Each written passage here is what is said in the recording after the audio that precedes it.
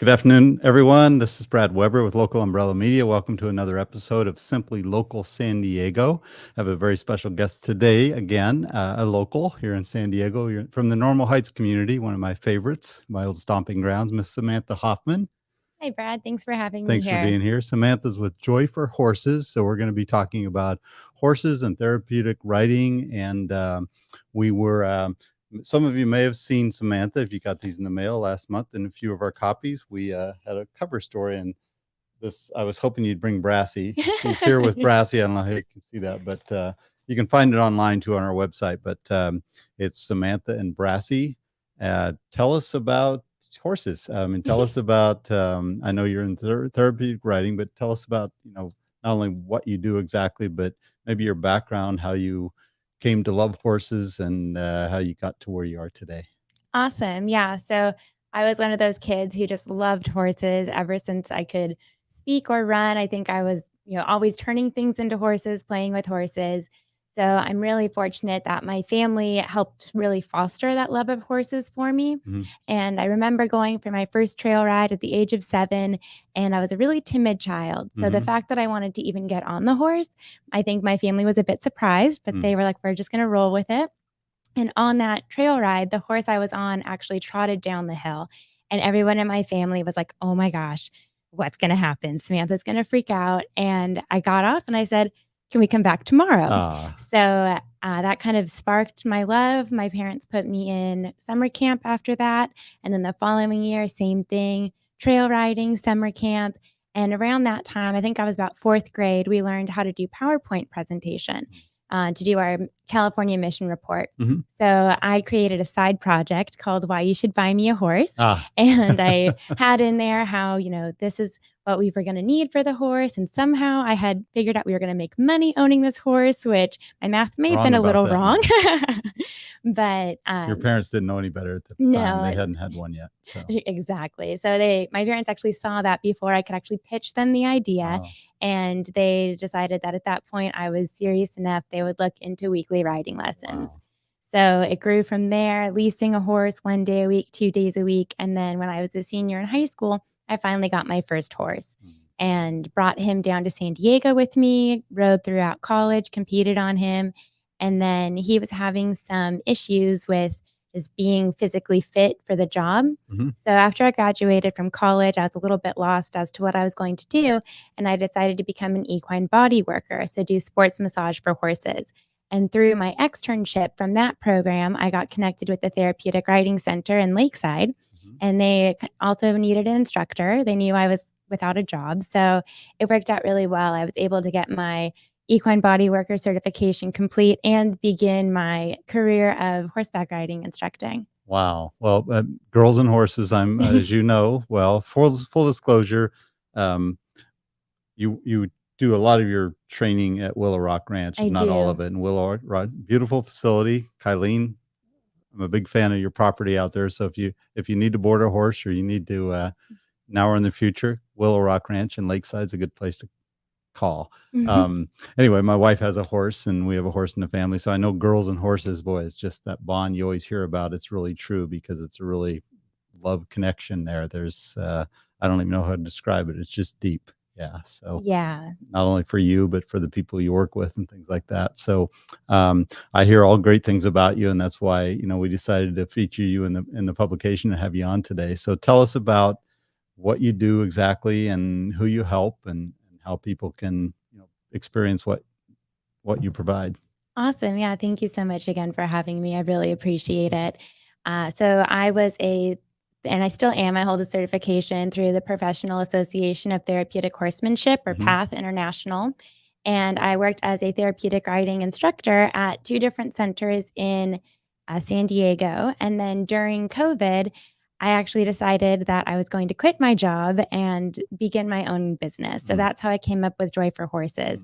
And I blend the therapeutic riding aspect of finding that connection and really using the horse to help you accomplish your goals, whatever they may be, but more in a traditional riding sense. With COVID and everything else, it felt a little bit daunting to start my own therapeutic riding center because there's a lot of volunteers needed and other things like that. So I went more of a traditional riding uh, riding center, Mhm. but I still help many people who are looking for something a little bit different than a traditional riding center could offer. Yeah, well, PATH is a big deal if you haven't heard of PATH. I had Judy Beckett, I think that's your name, Judy. I apologize if I messed it up, but with Cornerstone Equine Therapy up in Escondido. She was on just recently and she was talking about PATH, and it's not just, not everybody's, they can call themselves a therapeutic horse person or whatever you want to call it, but PATH is kind of the real deal. And she actually read your article afterwards and she said, "Oh, she's the real deal." So congrats on that. What's it Thank take you. to go through PATH? So there's a pretty rigorous program that you need to follow in order to get certified, including volunteering at a therapeutic riding center. And then once you have volunteered there, then there's different steps to take. I got certified back in 2014. Mhm. So I know that since then they've actually changed how they do the credentialing. Before it was certified, now it's credentialed. Mhm. So it's a little bit different than what I went through, but I know that they're really looking to make a standard for people going out there and helping with horses because Great. we're working with a pretty delicate population in a lot Mhm. of ways, and horses are very large animals. Yep. So, really making sure that we are providing a safe, positive experience for people through horses. Yeah, I know from experience. I'm not a horse. I'm not a cowboy, but I've been on horses and no bad experiences at all. I haven't fallen off or anything like that, but I'm close enough to know it does happen. It does happen a lot. They're very dangerous animals, not by choice. They're just they're herd animals, so they're spooky, Yeah, and you can't predict. They are animals. You can't predict them. So when you learn how to ride, it's best to learn how to do it right. So you have a good saddle, right? That's the right term. So you can stay on the horse when something does bad. It could be a yeah. snake or it could be anything. They can spook and change directions and things like that. That's why you need somebody to train you the right way, right? Yeah, absolutely. Kind of a fun fact that not many people realize about horses is they're actually prey animals. So Oh, that's why they are so sensitive, is because they have this heightened awareness of their environment because they're always on the look for predators. right. So one of the things that I really work with people and horses is teaching the rider, teaching the handler of the horse how to be a really strong leader so Mhm. that the horse can trust that this person's going to take care of it. If Right. there's a mountain lion, I don't need to worry. Got it. And horses, they really don't want to be in charge, but if they don't feel like the person that they're with is going to save them or be a strong leader, Yep. they are going to take that leadership role. Got it.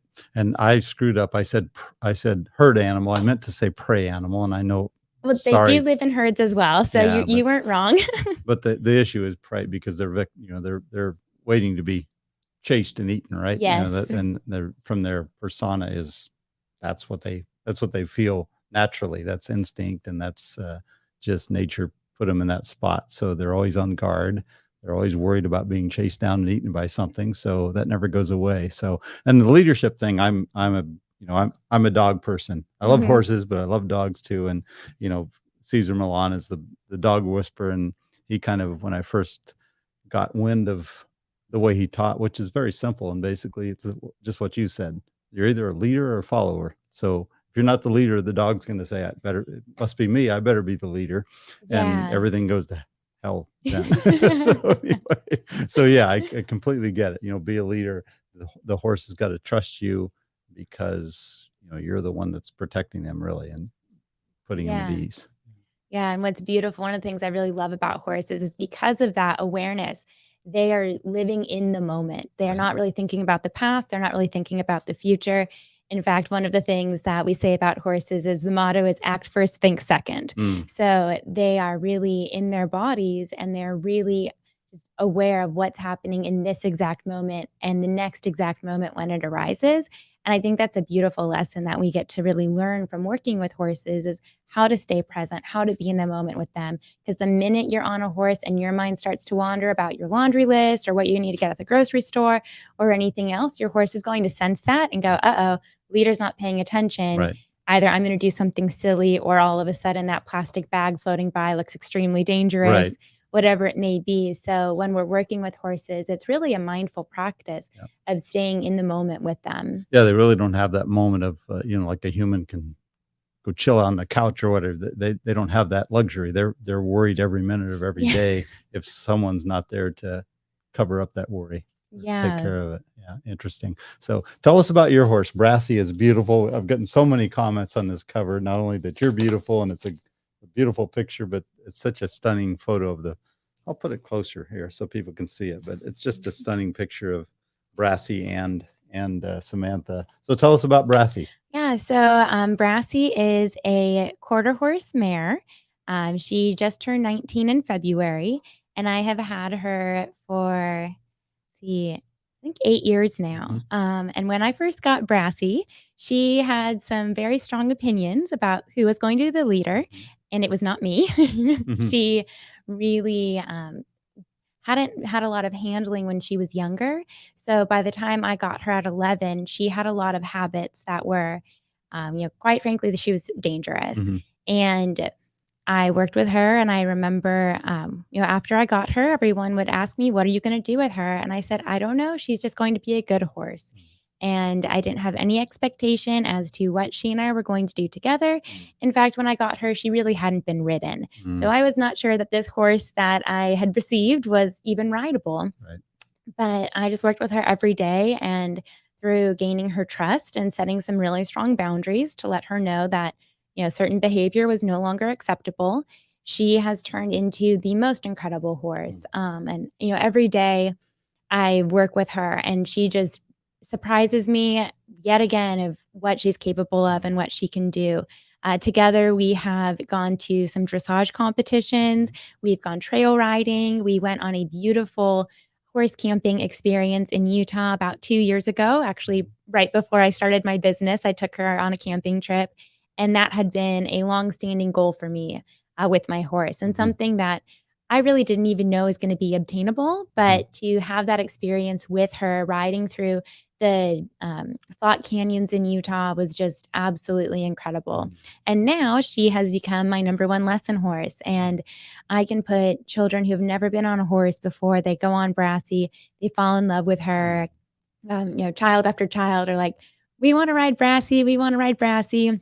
We love Brassy."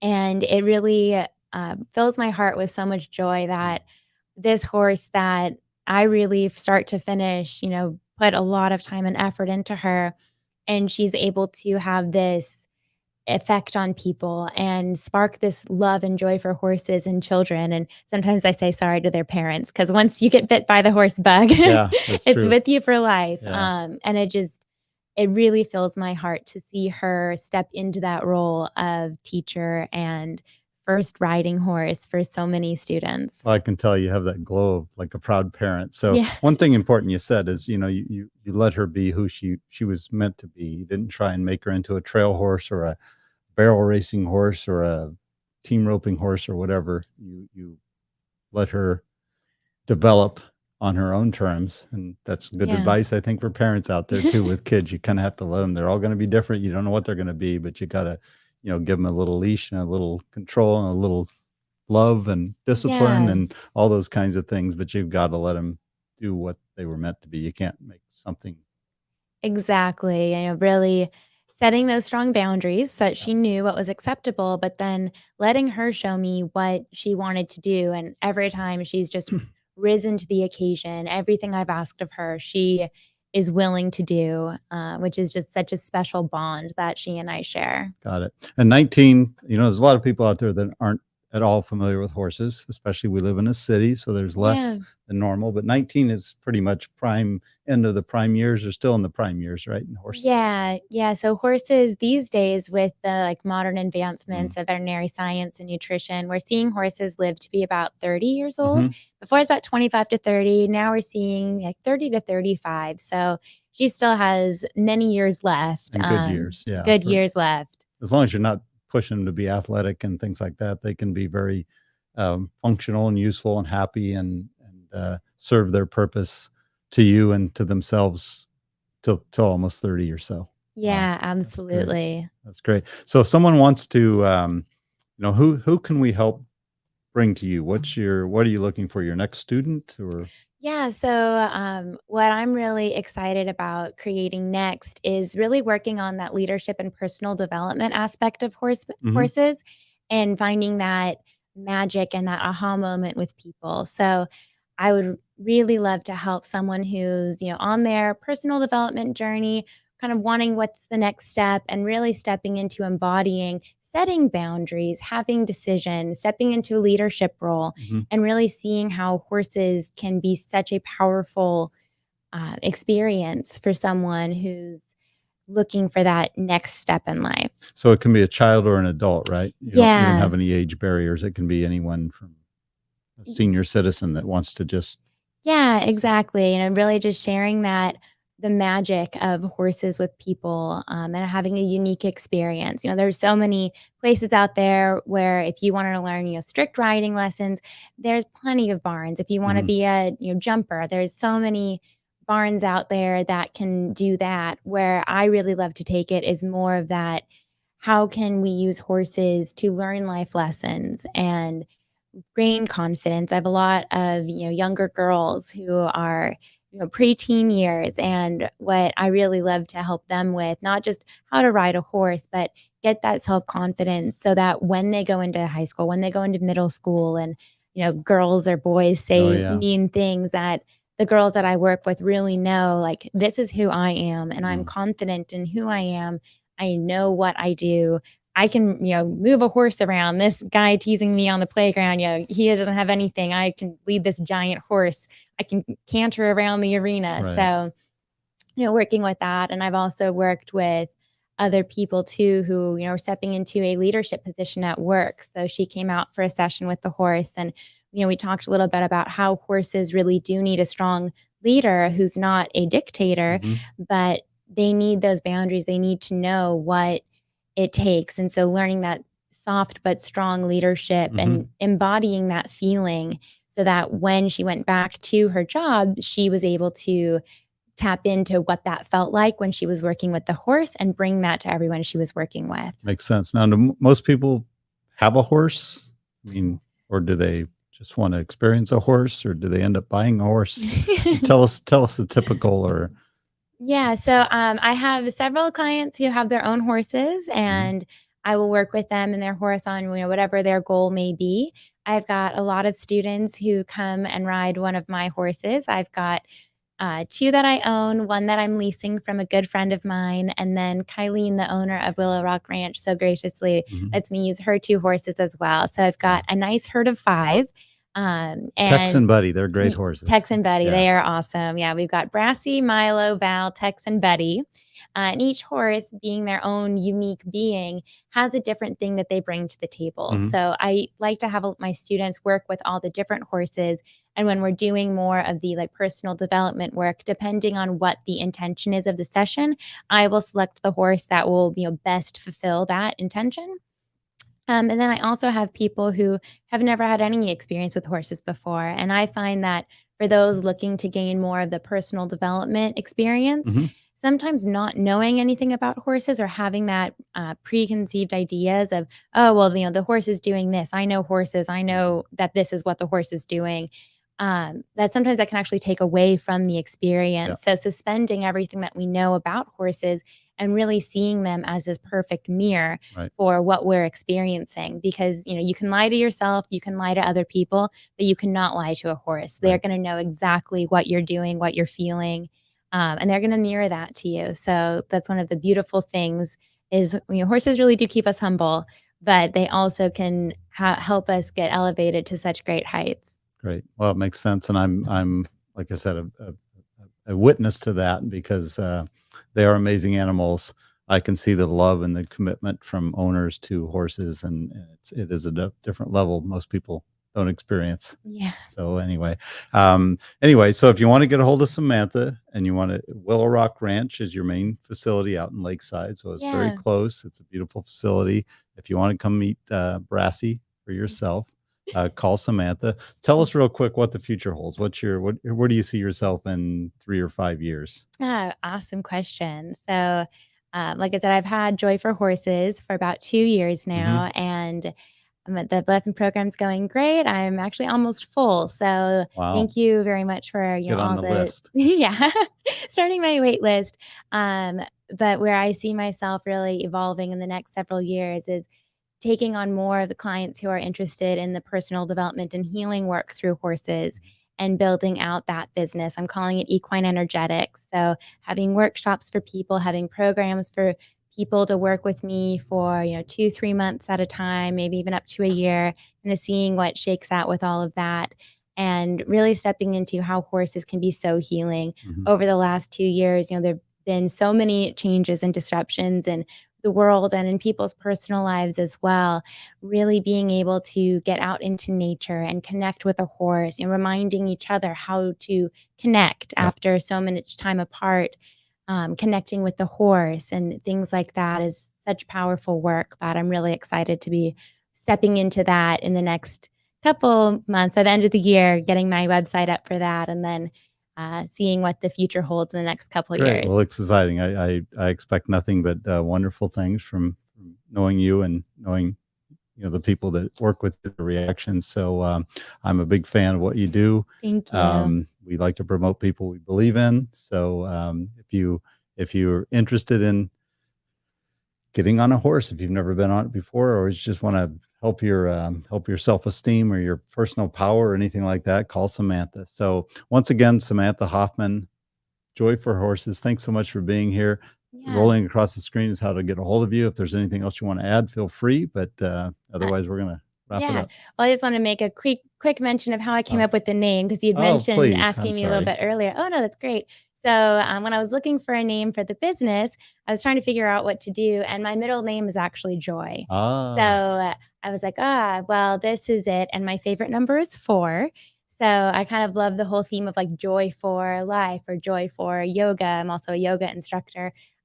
So I was like, what about joy for horses? And I just, as soon as I had that thought, it clicked.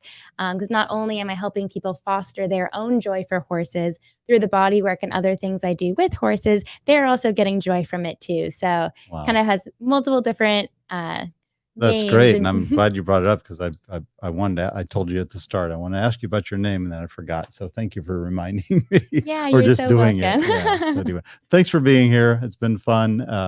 I'm so happy for you. You deserve everything you're getting, and your clients do too. So Thank you so um, much. Samantha Hoffman, that's our show today. Simply Local San Diegan. Here's another wonderful San Diegan right in your backyard doing some incredible things. So keep an eye on Samantha. We'll see you next time. Oh, I want to thank our sponsors. Of course, Attorney King, Saquon Casino, Marina Teal at IB Fitness, and this week, La Tip of La Jolla. Thanks. See you next time. Bye.